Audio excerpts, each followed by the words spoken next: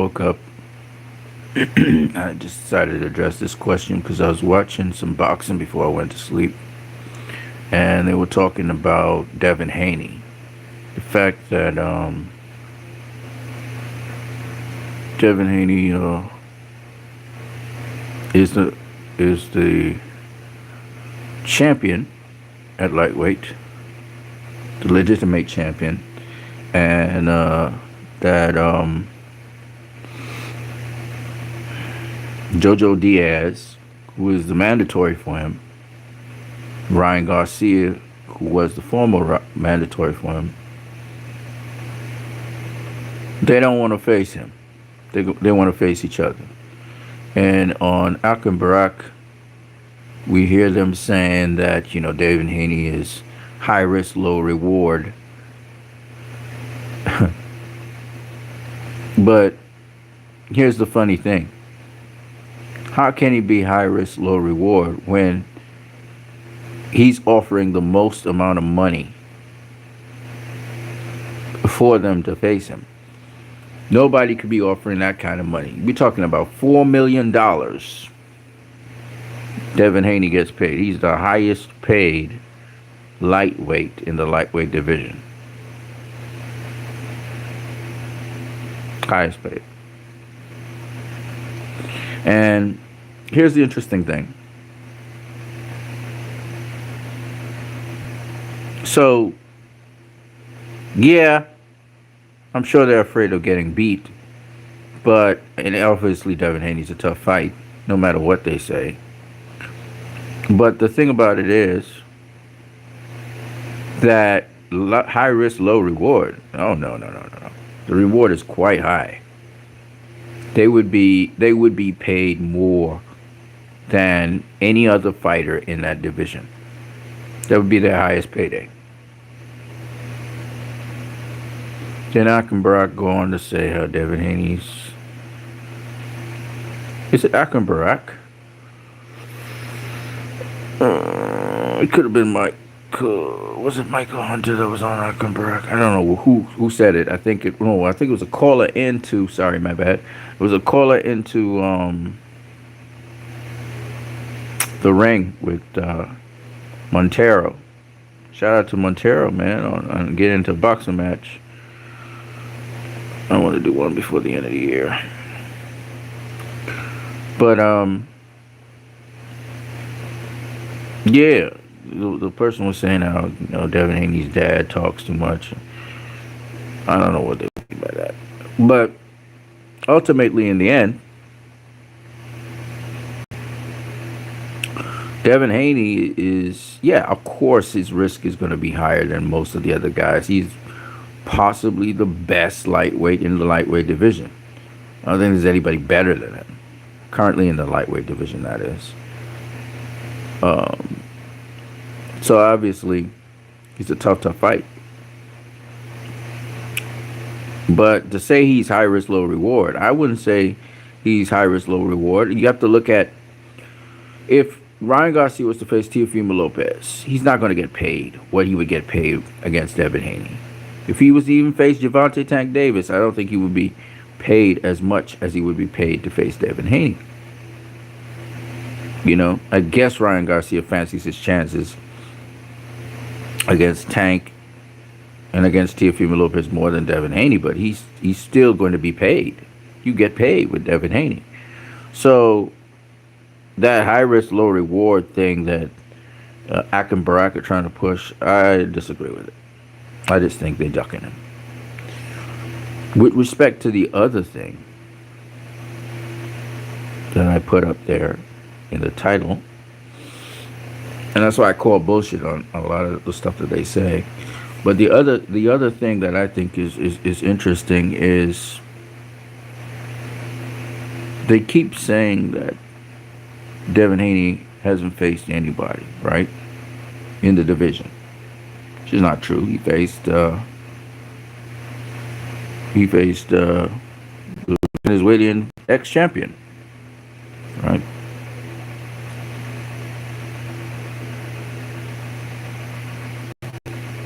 KG champion too, right? Jorge Linares. But aside from that, who have those guys faced in the division? Take Teofimo Lopez. Teofimo Lopez faced two world champions, right? He faced Vasily Lomachenko. His calling card is Vasily Lomachenko. And he also beat the IBF champion, which is, forgot his name. Right? That's it. That's his calling card. All right? Devon Haney faced Jorge Linares. And he also faced former world champion Yurikis Gamboa. That's his calling card. Gervonta Tank Davis faced Yurikis Gamboa first. That's his calling card at lightweight. And then you got Ryan Garcia, who faced the kid that gave Lomachenko problems, which is Southpaw. Forgot his name. Luke Campbell, right? Okay. So that's his calling card. But none of them, I think Gervonta is the most accomplished. Gervonta, if I was to talk about not just world champions, but just good wins, Gervonta got Jose Pedraza, was a good win. He's got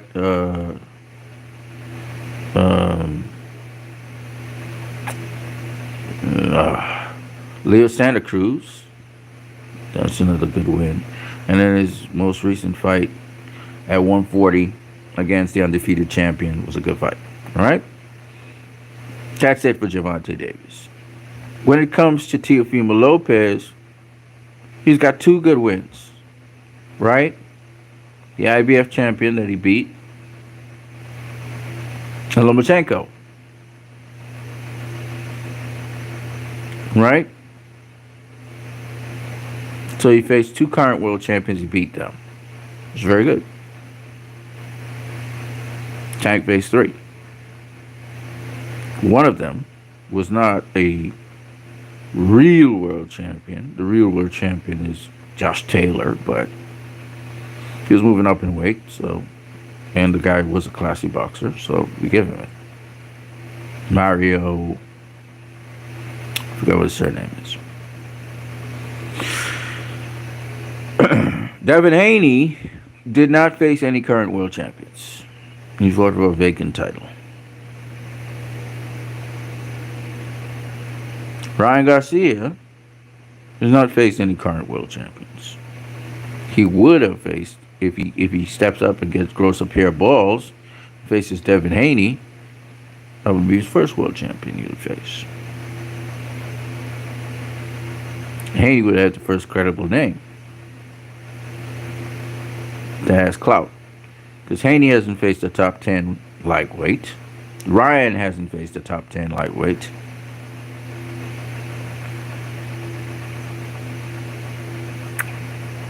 Actually, I think he did. I think Ryan and Devon have faced the top 10 lightweights. But the point is, they haven't faced top 5, right? The top 5 lightweights in the division, in no particular order, are Teofimo Lopez, Devon Haney, Ryan Garcia, Gervonta Davis, Vasily Lomachenko, right? Those are the top 5. And Teo's faced one, which was Lomachenko.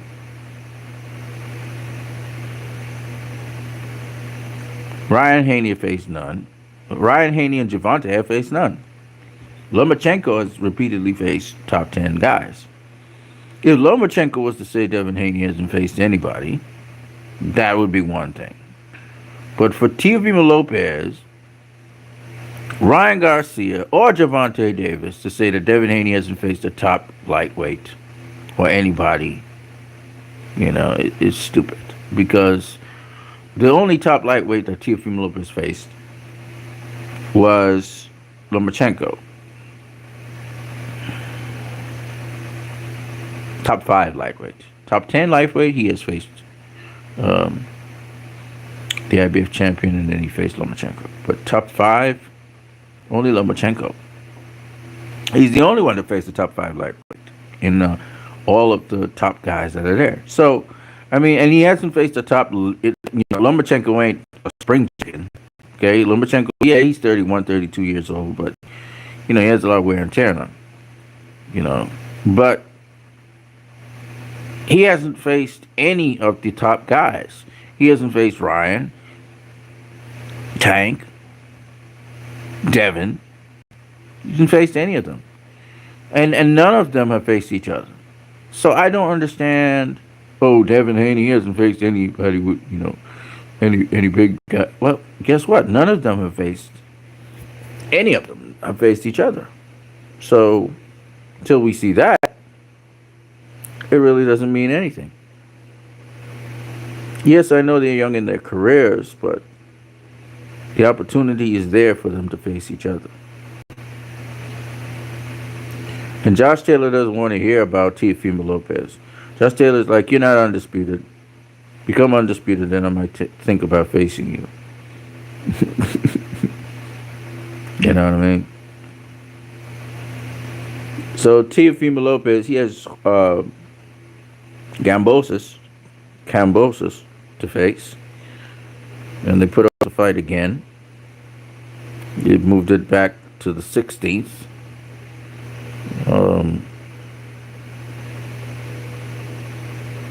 Guess Triller wants to get as much out of their pay-per-view as they can because they're paying them a ton of money.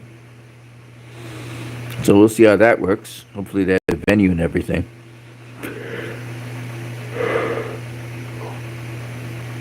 Kambosos, he's like chomping at the bit to face Teo. I don't know. I think Teo should be able to beat Kambosos. But it should be a good test because it's both young fighters in their primes. Kambosos is hungry. So we'll see. Maybe he does beat him, maybe he doesn't. We'll see. Kambosos is talking with a lot of confidence. So we'll see. Then we have possibly Ryan Garcia versus Jojo Diaz or Jojo Diaz versus Devin Haney. We'll see. Ryan's talking like he wants Jojo Diaz. And like Jojo Diaz is easy work. Ryan's going to be in for a surprise. If he faces Jojo Diaz, he's going to be in for a big surprise. Jojo Diaz is nobody's easy work. That's a reason he beat Tevin Farmer and the reason he beat Javier Fortuna. And that boy can fight. So if Ryan Garcia thinks Jojo Diaz is easy work, he's about to learn the hard way. He's about to learn the hard way that that's a fight he probably shouldn't have picked. If he's ducking Devin Haney, he's gonna have a tough fight. That's a tough fight. Now, all you have to do is look at Jojo Diaz's track history. I mean, he's giving everybody problems, from Gary Russell Jr. to some of the upcoming prospects, and he had been robbed a couple times in fights. He should have gotten the decision, not robbed, but I mean he should have gotten the decision in close fights, and just never went his way. And I guess because the other guys could crack, they had a lot of pop and power, even though it didn't work on JoJo. They didn't land anything on JoJo. Golden Boy went with those guys, so the judges swung in their favor. But JoJo's, I mean, he's not a guy. He's not a one-hitter quitter, but he's a bad boy. That's why I wanted to see JoJo versus Devin Haney. I wanted to see Devin Haney under some tests. So I know JoJo would bring it. JoJo's a good boxer, and I know JoJo versus Devin Haney would be a good fight. And he'll give Devin Haney a serious run for his money. Serious run for his money, because JoJo came up from super featherweight. Remember, JoJo is a featherweight. Came up from featherweight to super featherweight. Okay, won a title at super featherweight, and has now gone up to lightweight and just handled Javier Fortuna, a rough and rugged guy, and was walking him down. JoJo is no joke, man. If y'all don't realize how good JoJo is, which is why I was kind of shocked that JoJo didn't jump at the opportunity to face Devin Haney. I mean, Devin Haney at this point in time, He's not fully flushed around the edges. This was best time to jump on him. And JoJo has all that experience and everything. The only thing is, will the judges give him the decision if he won against Devon Haney? So I seriously have confidence in JoJo's skills. So the only thing that could be holding back JoJo is Golden Boy because he's a Golden Boy fighter. And he probably would want the Devon Haney fight over the Ryan Garcia fight. I mean, the Haney fight might be a tougher fight because Haney has a lot more experience. He's a world champion. He's become a world champion. All that gives you confidence. All of that stuff. Ryan Garcia, he's quick. He can punch, but JoJo just got that defense, man. You're not knocking out JoJo. That's not happening. And two, JoJo fights on the inside. He can fight outside and inside. And I have not seen Ryan Garcia with no inside game. He ain't ready for JoJo. He's not ready for JoJo. And he thinks JoJo's easy work, which is stupid. JoJo's not easy work. I don't know what part of his brain is operating there, but that's not a fight Ryan Garcia should take right at this time. He's not ready for JoJo. Now, Devon might be ready for JoJo in the sense that Devon's been a champion. He made some adjustments. I even saw him fighting Jorge Linares on the inside. So he may have a little bit more in his game to be able to handle a JoJo. Because JoJo can box. He can box on the outside as well. You can't outbox him on the outside. He can cut off the ring very well, and he can take it to the body. And he knows how to land combinations in between your punches and to split your guard. So JoJo's a problem for all of those guys. Teofimo Lopez, everybody. He's a problem for all of them. He got good defense as well. JoJo's a problem for all of them. Actually, I would love to see JoJo versus Lomachenko as well. JoJo's a problem. And people don't realize it. He's paid his dues, and he's ready to shine and kick some ass. So that's why I would love to see JoJo against anybody. I just hope he stays focused, committed, not distracted outside the ring, keep his weight down. And he would be a bad force up in there. He's a spoiler. He could spoil a lot of things. Yep, he's like JoJo Diaz is like he's like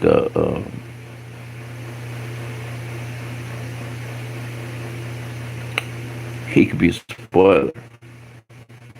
They should be ducking JoJo. They don't realize. He's a sleeper. He'll get you. All right, peoples, man. What you need in the building? I just thought I'd correct those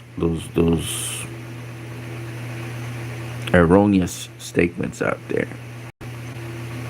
You know, in the world of boxing land. Y'all have a good sleep. I'm out of here. Peace.